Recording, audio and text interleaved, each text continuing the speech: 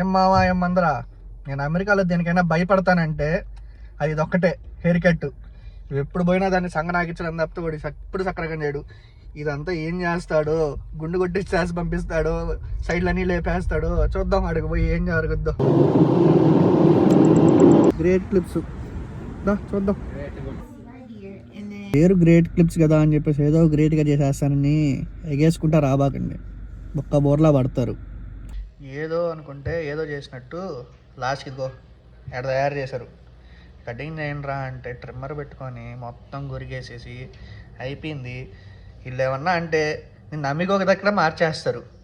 మనం ఏం అమ్మిగోళ్ళు అనుకుంటున్నారు మనల్ని కూడా ఇల్లు, అంతే చూడు.